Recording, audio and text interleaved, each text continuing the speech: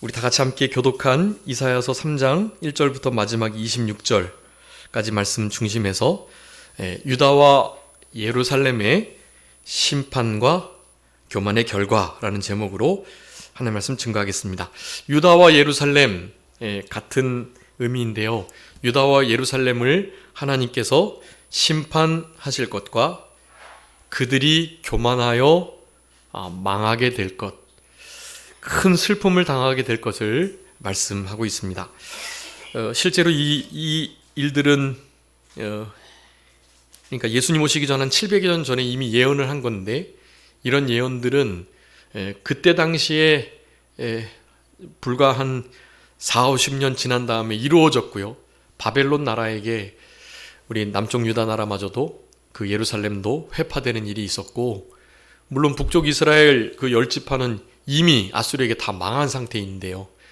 그럼에도 같은 죄를 범하고 있는 이스라엘 백성들, 그 죄의 핵심은 우리 지난 시간에 계속 말했는데 무엇이었죠? 교만입니다. 교만. 교만하게 된다라는 것은 하나님 없이도 살아갈 수 있다. 하나님이 없는 상태는 그게 영적인 간음입니다. 영적으로 음란해져서 하나님을 마음에 두지 않은 상태, 영적인 간음, 그건 곧 우상숭배이죠. 영적인 간음, 우상숭배 이런 것들로 말미암아서 교만해지고, 근데 왜 교만해진다 그랬죠?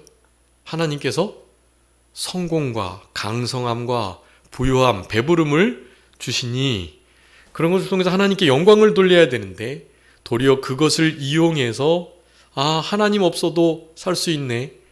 옛날에는 하루에 한 번씩 꼭 만나가 내려서 그것을 보면서 그래도 하나님이 살아계시구나 느꼈는데, 이제는 파종하지 않은 것에 대해서 거두는 일들도 있고, 파지 않은 우물을 통해서 물을 먹기도 하고, 짓지 않은 집에서 생활도 하고, 너무나 행복하고 이거 혹시 하나님 안 계셔도 될 법한데 하는 생각을 했던 거예요. 그리고 조금 강성해지자 무기를 제작해서 그 주변 평화로운 사람들의 지역들을 이렇게 확장하는 일도 하고 말이죠. 이스라엘 백성들은 그런 상태에 있었던 것입니다. 하나님은 그런 것을 그냥 두시지 않고요. 오늘 오전에도 말했지만 우상 숭배하는 하나님의 자리에 있는 그 무엇이든지 하나님께서 어떻게 하신다고요? 제하신다. 여러분, 그거 근거 구절이 오늘 이사야서 3장 1절의 말씀이다 라고 할 수가 있겠습니다. 그렇게 유다와 예루살렘을 하나님께서 자기 백성, 자기의 선민이지만 하나님께서 심판하실 것이라는 것, 그것이 이 교만함의 결과였다라는 것을 말씀하고, 그 교만의 결과는 예루살렘이 멸망하여 전쟁 그리고 큰 슬픔에 놓이게 된다는 말씀입니다. 그래서 1절부터 15절까지는 우리 유다하고 예루살렘에게 임할 심판에 대해서 말씀하는데요. 이를테면 지도자들 그리고 여러 가지 그 나라의 재반 시설들 있잖아요. 용사들, 전사들, 재판관, 선지자, 복술자, 장로, 그리고 50부장, 귀인들, 모사, 정교한 장인들, 요술자, 이런 이들, 그들이 의지하는 양식들과 물, 수로가 잘 개발되어 있었다고 그러고, 그리고 그 예루살렘은 천연 요새 지역이어서요, 거기를 실제로 쳐들어오기가 어렵답니다. 그러니까 사실 하나님이 막아주지 않으셔도 여기는 아무도 못 올 걸 하는 생각을 했던 거예요, 저들이. 하나님께서 그네들이 의지하고 의뢰하는, 하나님만을 의지하고 의뢰해야 되는데 그렇지 않은 모든 것들을 제하시겠다. 하나님 없이도 살 수 있겠다라는 그 마음으로 하나님을 멀리 떠난 상태, 영적으로 음란하고 우상 숭배하며 교만한 그 상태, 여러분, 그 상태를 하나님은 그냥 두지 않으시고 반드시 채찍질하시고 전쟁을 들어서, 몽둥이를 들어서 회복시키신다. 그런 하나님이신 것을 우리가 알고요. 무질서와 혼란함을 4절부터 7절까지 보니까 주신다고 그래요. 사회적인 질서가 무너지고, 또 여러 지도 체계가 지도력을 상실하는, 거기 이제 이 아이가 노인에게, 비천한 자가 존귀한 자에게 예, 교만하게 될 것, 네, 통치자들이 아이들이 통치를 할 것들, 뭐 이런 것들을 다 말하는 거예요. 여러분, 이런 상태가 사실 결코 이루어지면 안 되는데요. 하나님의 진노와 심판하심은 이런 일들을 통해서 그렇게 죄악상을 드러내고 또 죄에 대한 책임을 짓게 하시는 우리 하나님이신 것을 그렇게 말씀합니다. 여기 8절 9절 이스라엘 백성들의 아주 실체적인 죄악들을 나열하고 있고요. 언어와 행위가 여호와를 거역했다. 거기 8절에 영광의 눈을 촉범했다. 하나님의 눈동자 앞에서 죄를 마음껏 지었던 거예요. 네, 그게 영광의 눈을 촉범했다라는 겁니다. 죄를 마음껏 짓는 거예요. 지으면서 어떻게 했을까요? 하나님은 모르시겠지, 못 보고 계시겠지, 하나님이 이런 것을 아실 리가 없지, 이런 생각을 하면서 죄를 짓고 있었다는 것을 우리가 참 다른 나라는 몰라도 이스라엘은 하나님이 얼마나 그네들에게 눈동자를 두시고 마음을 두시고 이름을 두시고 내가 거기서 만나겠다고, 내가 거기서 너와 얘기하겠다고 하셨던 예루살렘 성전이 있는 그 성읍, 예루살렘 그 성읍이 말이죠. 어떻게 그렇게 타락해서 하나님의 이런 징계를 받는지. 근데 성전 지어질 때 분명히 말했습니다. 솔로몬 왕이 특별히 봉헌할 때 이것을 향해서 하나님 앞에 기도하는 거 다 들어주십사 이제 간청드렸는데 하나님께서 응답이 그렇게 하신 거예요. 너희들이 그렇게 해서 겸비하고 하나님의 이 성전이 있는 곳을 향해서 그렇게 하면 내가 다 들어주겠다. 그런데 너희들이 우상 숭배하고 그리고 교만하고 자고해서 성도들을, 그러니까 백성들을 함부로 대하고 포갑하고 압제하고 술 취하고 방탕한 일들을 하면, 그렇다면 내가 이 성전이라도 던져버리겠다, 그렇게 말씀하셨거든요. 네, 하나님은 실제로 그 성전에 거하시는 것이 아니고 이미 우리 가운데 거하시는 분이신 것을 항상 말씀해 주셨고, 구름기둥과 불기둥이 저들과 함께 행했던 것들로부터 하나님이 우리가 늘 함께 하신다는 것을 말씀해 주셨던 거거든요. 그런 이스라엘인데 이런 죄를 짓고 있다니. 우리나라가 남북으로 분단된 상태에서도 어떻게 다른 나라는 더 전쟁에 대한 경각심을 갖는데 우리나라는 어떻게 더 전쟁에 대한 아무런 위협감이나 긴장 없이 이렇게 살 수 있나. 우리가 자주국방을 해서가 아닌 거고요. 당연히 하나님이 보호하사 우리나라 만세, 우리나라의 국가 가운데 하나님의 이름이 들어가고, 우리나라 최초의 재헌국회 가운데 이승만 대통령이 성경책 위에다가 손을 얹고 미국처럼 그렇게 국회를 시작했던, 기도로 국회를 열었던 우리나라인데요. 하나님이 여태까지 보호해 주신 거라고요, 다. 근데 그것을 너무나 쉽게 잊어버리고, 우리가 다른 나라는 우리나라를 너무 지금 위험한 상태라고 보는 거예요. 저희 누나가 캐나다에 있는데 늘 물어봐요. 괜찮냐고. 지금 상황이 아주 심각한데 괜찮냐는 거예요. 그래서 여기는 전혀 그런 생각이 없다고. 외국의 뉴스가 조금 더 우리나라보다 공신력이 있으니까 그런 면들에 사실 위협을 느낄 만한 상황이 참 많았을 건데, 그게 참 잘된 일인지 아닌지 모르겠지만 아무튼 그냥 너무나 천하태평 평온한 상태로 지내는 거예요. 우리의 마음 심령을 하나님께서 붙드시는 그 평안함과는 달리 이 나라가 위태롭고 어려워지면 함께 걱정하고 근심하고 잠도 설치고 좀 그래야 그게 맞는 거죠.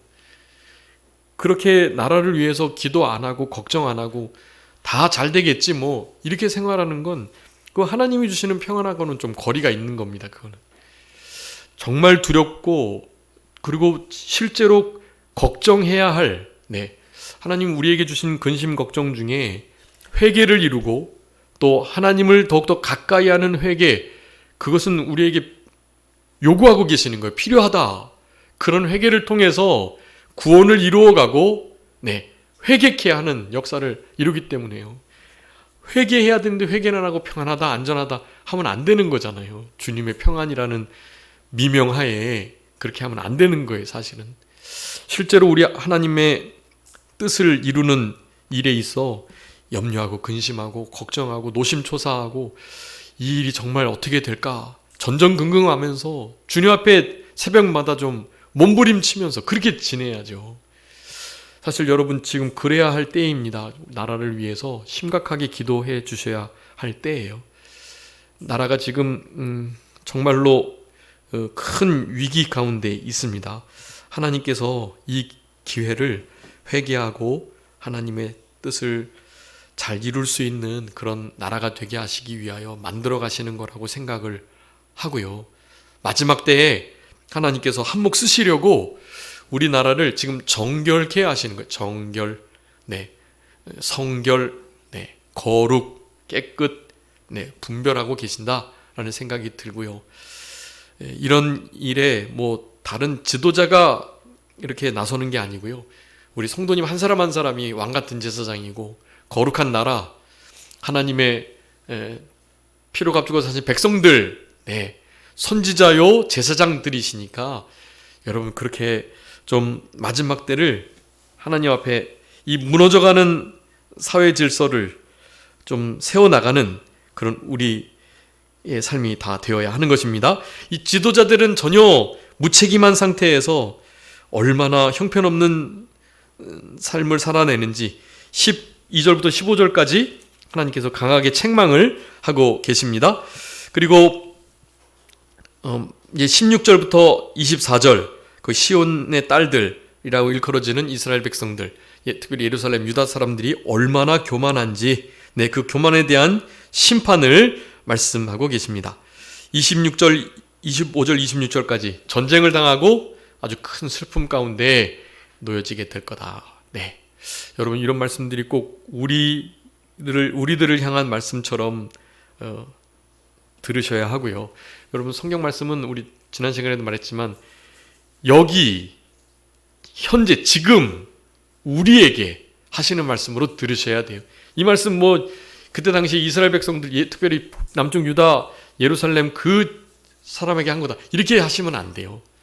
여러분 우리의 삶 속에 지금 오늘 본문에 나타난 특별히 이 교만에 대한 것들을 좀 심각하게 다루고 그 부분을 위해서 함께 애통하면서 하나님의 뜻을 잘 찾을 수 있는 그런 우리들이 되어야 되겠습니다. 여러분 우리 1절 한번 다 같이 읽어보겠습니다. 1절 이사야서 3장 1절입니다. 시작.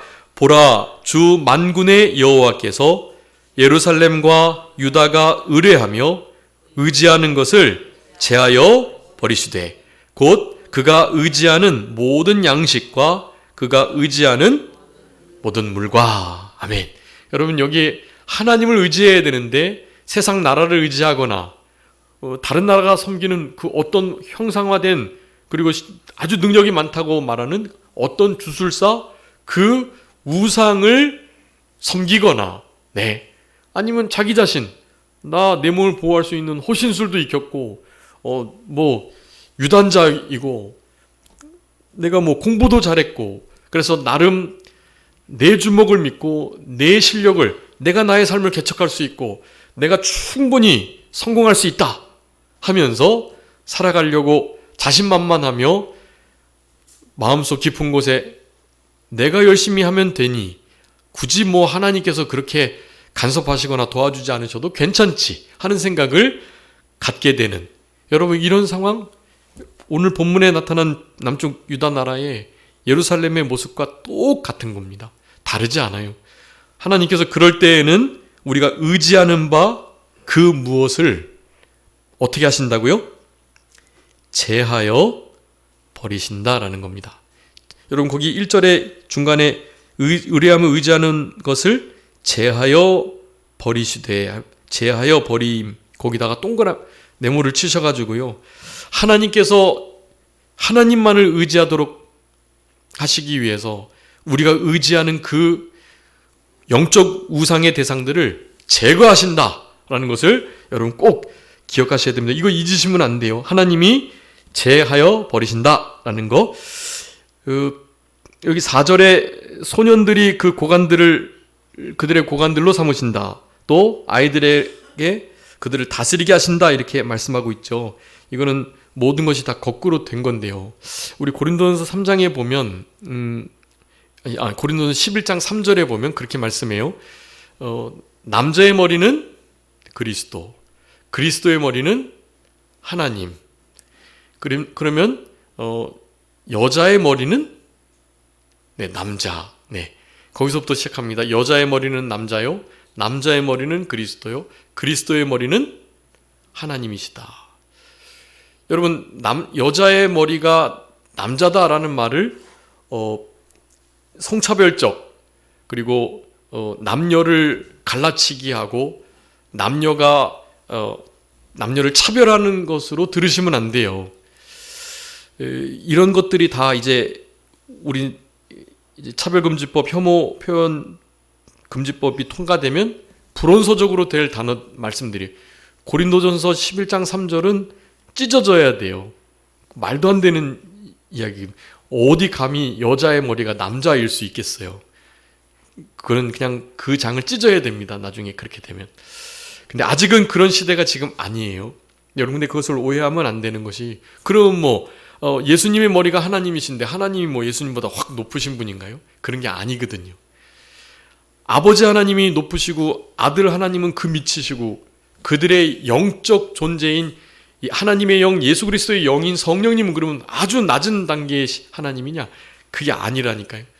다 동등한 거예요. 그런데 왜 그렇게 나눠주셨냐? 머리라고 하셨냐? 역할이 다르다는 거예요. 역할. 하나님의 세우신 질서가 있다는 거예요. 질서와 역할을 나타낼 뿐이지, 그것이 옳고 그름, 그리고 누가 더 존귀하고 그렇지 않고, 이것을 나타내는 것이 결코 아니다는 것을 아셔야 해요. 여러분, 왜 여자의 머리가 남자가 되셨을까요? 남자가 됐을까요? 목회서신 디모데전서에서 분명히 말씀합니다. 범죄를 누가 먼저요? 여자가 먼저 했기 때문이다. 그 범죄의 결과로 이와 같은 다스림이 오게 된 거예요. 물론 그 결과 이전 태어나는 것을 통해서 하나님은 이미 그 하나님의 일을 하시는 역할을 분담하신 거예요. 여러분, 지금 남녀의 역할이 지금 다 없어졌습니다. 그래서 지금 이 주류를 받아들여야 하는데요. 여자 트랜스젠더, 남자에서 자기는 여성이라고 아직도 이 성기 부분은 다 이렇게 바꾸지 않은 사람이 자기는 남자지만 나는 여자라는 거예요. 주장하고 지금 그 수술을 받기로 했고 또 그렇게 하고 있으니 자기는 여성이라고 주장하며 한 100 몇 년 동안 깨지지 않았던 여자들의 모든 기록을 다 바꾸고 있습니다. 달리기, 또 수영, 이런 거. 트랜스젠더 여성들이 여성의 기록을 다 바꾸고 있어요.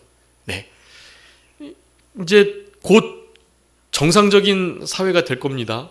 그것이 너무나 어이없는 상황이라는 것을 알기 때문에 다시 원상복귀가 될 거예요. 하나님의 창조의 원리에 맞게.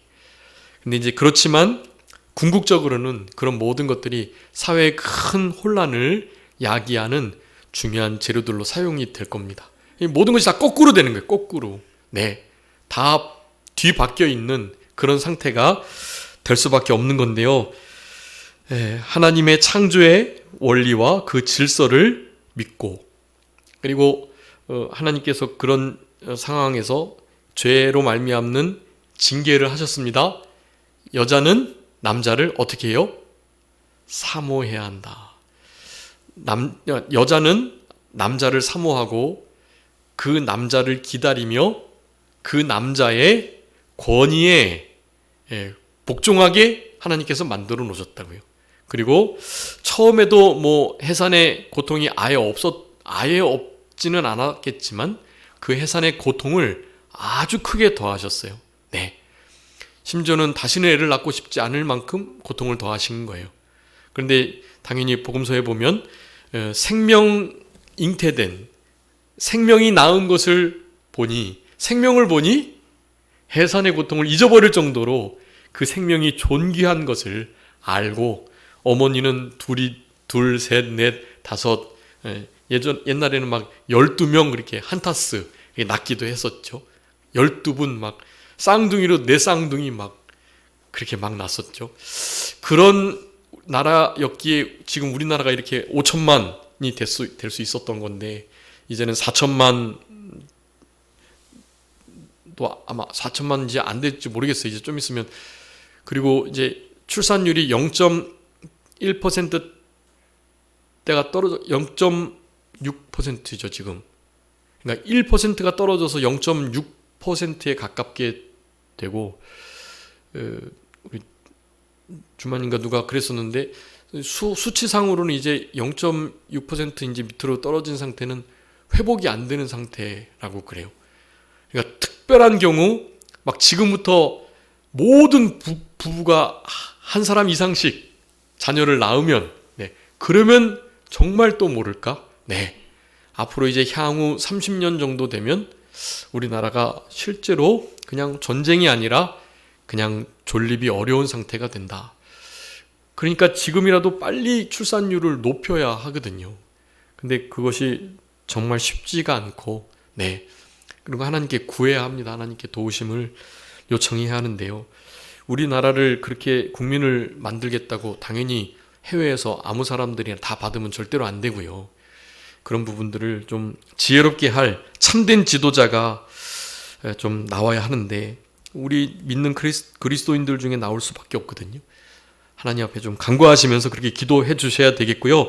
나는 고치는 자가 되지 않겠다. 7절에 말씀했는데, 여기 7절, 원래 옛날에 기업 물을 자가 있었거든요.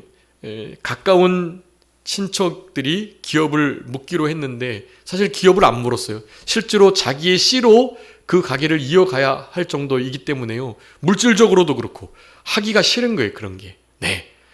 우리 루시 보아스를 만나게 될 때에도 보아스 전에 더 가까운 친구가 있었거든요. 더 가까운 사람이.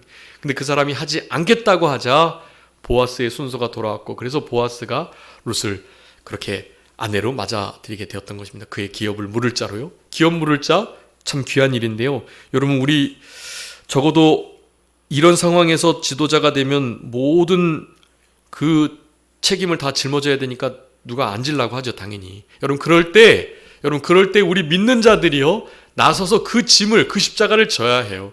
여러분, 우리는 그런 사명을 타고난 거예요. 나 지도자 안 할 거야. 그 모든 책임 내가 왜 괜히 다 져? 모든 것이 회복된 다음에 이제 하면 또 모를까? 이런 생각 갖는 것은 성도들이 가져야 할 생각은 아니라는 것을 여러분 꼭 기억해 주셨으면 좋겠습니다. 우리 이사야 한번 읽어봐 주세요. 58장 12절. 여러분, 우리의 별명 중에 하나예요. 이사야 62장에서는 12절에서는 우리가 찾은 바 된 자였죠. 이사야 58장 12절에는 뭐가 나올지 한번 봐주세요. 내게서 날 자들이 오래 황폐된 곳들을 다시 세울 것이며 너는 역대에 파괴된 기초를 쌓으리니 너를 일컬어 무너진 데를 보수하는 자라 할 것이며 길을 수축하여 구할 곳이 되게 하는 자라 하리라. 아멘. 여러분, 우리 참된 그리스도인의 별명 무슨 자요? 뭐 하는 자? 보수자. 보수하는 자래요. 무너진 것을 회복하고 수축하고 거할 것으로 만들고, 지도력이 무너진 곳에서 책임을 힘써 지면서 그곳을 세워나가는 자. 보수자예요, 보수자. 여기도 보수가 나오네요. 무너진 데를 보수하는 것. 여러분, 이것은요, 진짜, 한마디로 진짜 필요한 사람이에요. 잘 보수된 상태에서 누군가가 지도자 역할을 누가 못하겠어요. 근데 그 모든 것들을 메꾸고 또 잘 다지고 거기에 다시 금가지 않도록 잘 보완하고, 여러분, 이런 일을 우리가 해 나가야 되는 거예요. 그리스도인들이 해야 할 중요한 일입니다. 여러분, 마지막 때 더 그래요. 여러분, 우리는 무슨 자라고요? 보수하는 자. 여러분, 우리의 별명을 분명히 아셔야 돼요. 우리는 뭐 하는 자다? 보수하는 자다. 나 지도자 삼지 마. 나 그 책임 안 질 거야. 하는 게 아니라 나서서 그 책임을 지고 그것을 강하게 하고 더 견고하게 세워나가서 그래서 그것 위에 다윗의 장막이 무너진 참된 신실한 성읍이 세워져 나갈 수 있도록 해야 하는 것입니다. 여러분 교회 안에 진짜 기둥들은요. 원래 여러분 기둥 있잖아요. 기둥. 이런 것들은 이제 다른 것을 인테리어 하면서 나름 이렇게 할 수 있어요. 근데 이런 기둥들은 움직이면 안 되는 거예요. 기둥들은. 하나님의 교회에 기둥과 같이 쓰임받는 이들은 그곳에서 모든 하중을 견뎌내면서 끝까지 보수하는 역할을 잘 감당하는 자들이셔야만 하는 겁니다. 우리 산정교회 지금 여기 계신 모든 성도님들은요. 제가 볼 때 우리 지지난해 남은 자도 했었지만 남은 자, 남아있는 렘넌트, 하나님께서 특별히 하나님을 신실하게 의뢰하는 자들, 그리고 전능하신 하나님께로 늘 돌이키는 삶을 살아가는 하나님의 절대 주권을 인정하며 하나님께서 이루고자 하신 뜻을 깨닫고 하나님의 절대 주권 섭리를 사모하며 그것을 기대하는 자들, 남은 자들이잖아요. 여기에 남아주셔가지고 이때까지 우리 산정교회를 잘 지켜주셨습니다. 나름 떠나고 싶으실 때도 있으셨겠죠. 그리고 또 제가 들었는데 여기 좀 사람이 좀 많아지면 이제 가야지 그런 생각을 하셨다고 그래. 절대로 그러시면 안 돼요. 계속 계셔야죠. 끝까지 계셔야죠.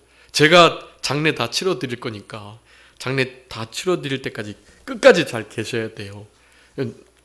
하나님의 종들, 기둥들은 그렇게 수축하는 무너진 데를 성 무너지는 곳을 막아서는 그런 이들이 되어야 하는 보수하는 자, 여러분 우리의 중요한 별명이라는 것을 기억해 주시고요. 8절이 아주 중요한데요. 예루살렘이 멸망한 이유, 유다가 엎드러졌는데 그들의 언어와 무엇이요? 행위가 여호와를 거역했다. 여호와의 영광의 눈을 범하였다라고 말씀합니다. 여러분 우리 주님의 눈을 범한다는 것은 주님께서 우리를 눈동자가 지키시는데 보고 계시는데 우리의 삶이 거룩하지 않아요. 그럼 거룩하신 하나님의 눈이 어떻게 된 거예요? 범해진 거예요. 여러분 그런 얘기 들어보셨죠? 이 유튜브 보지 않은 눈 삽니다.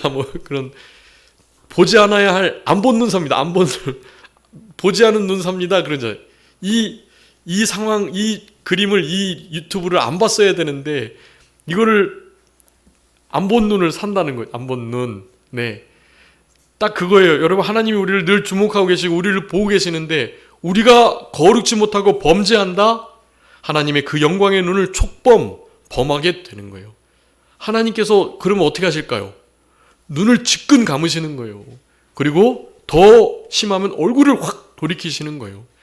여러분 하나님의 얼굴빛이 우리를 늘 비추셔야 되는데 그것이 바로 은혜고 그것이 우리의 생명의 역사인데 하나님이 눈을 감으시고 하나님이 얼굴을 돌이키시면 그거는 결과가 뻔한 거예요. 오늘 본문의 결말이 그래요. 슬픔과 전쟁으로 말미암아 슬퍼하는 일이 계속되고요. 그 슬픔을 통해서